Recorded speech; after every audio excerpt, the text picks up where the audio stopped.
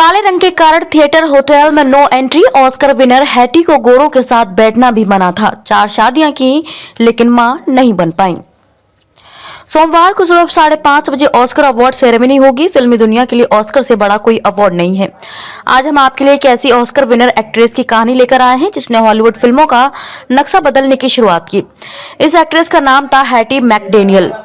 Hattie black यानी अश्वेत थी। 1930-40 का दौर था जब दुनिया में अश्वेतों के साथ भेदभाव किया जाता था। हॉलीवुड फिल्मों में ब्लैक एक्टर्स को सिर्फ नौकरों का ही रोल मिलता था, ना सेट पर कोई सुविधा और ना ही उतना पैसा जितना कि गोरे कलाकारों को मिलता था।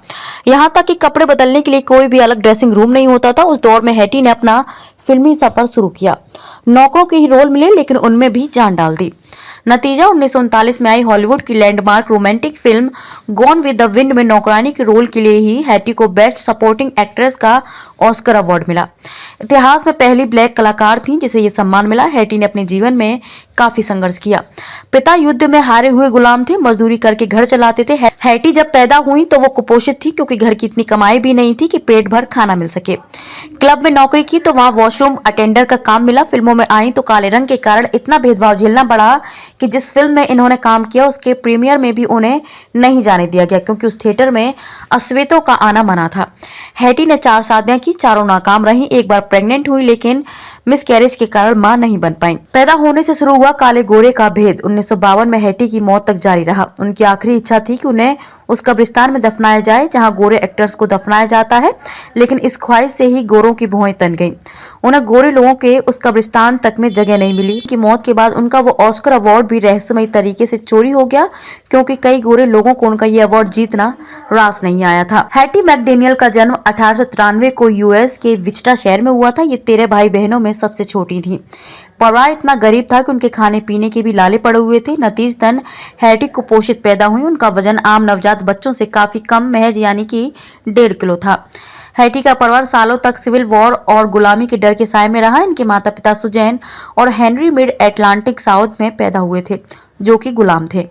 1864 को इनके पिता हेनरी सिविल वॉर में शामिल हुए थे जिसके लिए उन्हें नासविले की क्रूर जंग में भेजा गया। जंग के दौरान हेनरी के मुंह की एक हड्डी टूटी थी। जंग के माहौल में सही इलाज न मिलने पर उनके जख्म खुले रह गए और इन्फेक्शन फैल गया। जंग खत्म हुई तो शरीर कमजोर हो चुका था लेकिन घर चलाने के लिए हेनरी मजदूरी करते थे।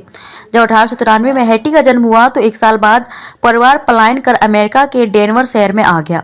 यहाँ भी गरीबी में इनके परिवार को कई दिनों तक भूखा रहना पड़ता था। कुछ सालों बाद घर का खर्च यूएस गवर्नमेंट से मिलने वाली पेंशन से चलने लगा लेकिन बाद में डॉक्यूमेंट्स की कमी से वो पेंशन भी बंद हो गई। 1908 में हैटी ने डेनवर वेस्ट हाई स्कूल में पढ़ाई शुरू की। यहाँ होने वाले सिंगिंग कंपटीशन में हैटी ने पहला स्थान हासिल किया।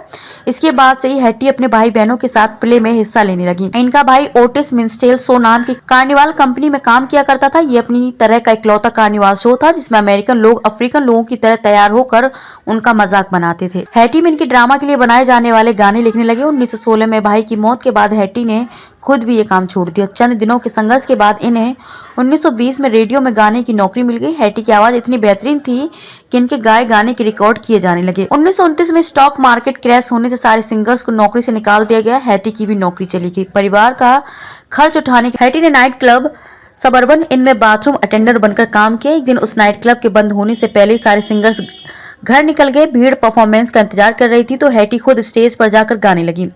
उनकी परफॉर्मेंस इतनी बेहतरीन थी कि नाइट क्लब के मालिक ने उन्हें ही सिंगर की जगह दे दी। 2 साल बाद ग्रेट डिप्रेशन के समय नाइट क्लब बंद होने से फिर हैटी की नौकरी चली गई। नौकरी जाने पर हैटी ने एक दिन हॉलीवुड जाने का फैसला किया। उन्होंने अपनी जमा पूंजी पर्स में डाली जो महज $20 थी और हॉलीवुड के लिए रवाना हो गई। उनका भाई सैम पहले ही एक्टर था। यहाँ उन्होंने कभी नौकरानी का काम किया, कभी कुक का। एक रेडियो शो में इनको हे हेट हैटी नाम से एक प्रोग्राम मिला जिसमें वो मालिकों को परेशान करने की बात करती थी। सैलरी इतनी कम थी कि रेडियो में प्रोग्राम आने के बावजूद ये मेड की तरह काम करती थी। कुछ सालों के संघर्ष के बाद 1937 में हैटी को हॉलीवुड फिल्मों में मजाक के नौकरानियों के रोल दिए जाने लगे। हॉलीवुड फिल्मों में इस तरह के रोल करना लोग अपमानजनक समझते थे लेकिन हैटी ये रोल खुशी खुशी करने के लिए तैयार थी। ब्लैक कम्युनिटी के लोगों ने भी इनको मिलने वाले ऐसे रोल्स का विरोध किया। ब्लैक कम्युनिटी के लोग चाहते थे कि हैटी ये रोल ना करे। 1939 की film gone with the wind में हैटी मैकडेनियल को मैमी नाम की एक नौकरानी का रोल मिला। फिल्म की हीरोइन ब्रिटिश विवियन लीक थी। फिल्म की कास्टिंग से ही रंगभेद पर बड़ी बहस छिड़ गई। मालकिन गोरी और सारी नौकरानियां ब्लैक। कई विवादों के बाद फिल्म बनना शुरू हुई। हैटी के अलावा फिल्म में बटरफ्लाई मैकवीन नाम की ब्लैक एक्ट्रेस भी थी जिन्हें भी नौकरानी का रोल दिया गया था। जब उन्होंने अपने रोल के खिलाफ आवाज उठाई और कहा कि हीरोइन को उन्हें थप्पड़ मारने के लिए माफी मांगनी चाहिए, तो उल्टा उन्हीं की लाइंस कम कर दी गई। मैकडेनियल ने यह देखकर बटरफ्लाई को खींचकर एक तरफ ले गई और कहा, ऐसा मत करो वरना तुम दोबारा कभी हॉलीवुड में काम नहीं कर सकोगी। ये वो दौर था जब हॉलीवुड में रंग भेद चरम पर था। हॉलीवुड में गिने चुने ही ब्लैक कलाकार थे जिन्हें ज्यादातर नौकरों का या गुंडों का ही रोल दिया जाता था। इनमें ज्यादातर या तो नौकरों के रोल होते थे या ऐसे लोगों का जिनका मजाक बनाया जाता था। हालात इतने बदतर थे कि लंबे रोल मिलने के बावजूद ब्लैक आर्टिस्ट को मेकअप रूम तक में जगह नहीं दी जाती थी, जबकि दूसरे आम कलाकारों के लिए भी ड्रेसिंग रूम बनाए गए थे। Film gone with the wind का प्रीमियर 15 दिसंबर 1939 को अटलांटा में हुआ। हैटी मैकडेनियल को अपनी फिल्म के प्रीमियर में आने से रोका गया क्योंकि उन्हें गोरों के साथ होटल में जाने और ठहरने की इजाजत नहीं थी। 29 फरवरी 1940 को 12वीं ऑस्कर सेरेमनी का आयोजन हुआ। नीली गाउन पहने और बालों में सफेद गार्डिनियर फूल लगाए हैटी मैकडेनियल सेरेमनी में पहुंची तो उन्हें वीआईपी टेबल में बैठने से रोक दिया गया, जबकि फिल्म की दूसरी कास्ट वहीं बैठी थी। ब्लैक थी तो उन्हें बॉल रूम में सबसे पीछे तरफ कोने में एक छोटा सा टेबल दिया गया। 12वीं ऑस्कर सेरेमनी में gone with the wind film में मैमी के रोल के लिए हैटी मैकडेनियल को बेस्ट सपोर्टिंग रोल के लिए ऑस्कर अवार्ड मिला। अवार्ड लेते हुए हैटी भावुक हो गई और कहा कि ये मेरी जिंदगी के सबसे खुशी के पलों में से एक है। मैं उम्मीद करती हूँ कि मुझे मेरी कम्युनिटी और मोशन पिक्चर के इतिहास में हमेशा याद रखा जाए।